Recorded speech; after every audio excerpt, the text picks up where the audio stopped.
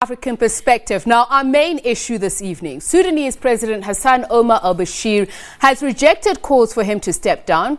Despite protests over his 30-year rule moving into a fourth week, Bashir insists that only an election will determine his fate. Ssenyange has more.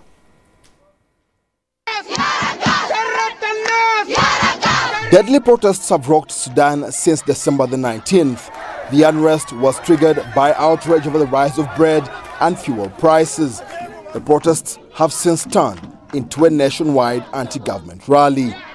When citizens they don't get what they're supposed to deserve from their government, of course they will not be happy.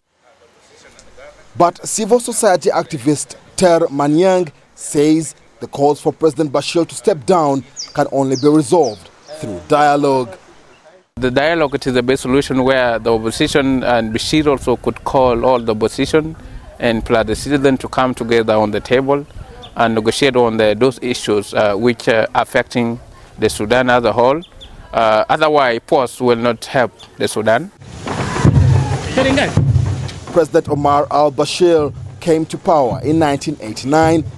Recent protests have proven to be one of the most potent challenges to his reign.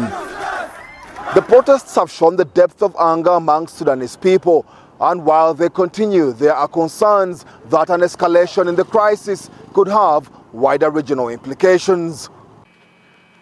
Sudan has played a major role in the peace process in neighboring South Sudan. Some fear a collapse of the government in Khartoum could freeze any regional progress.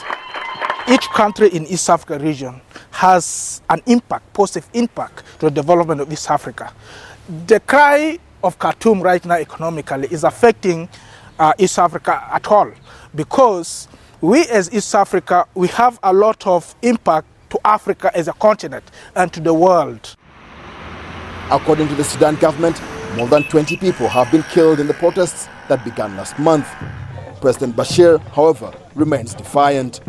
He has already been nominated to run for another term in office next year. Ssenyange, SABC News, Kampala, Uganda.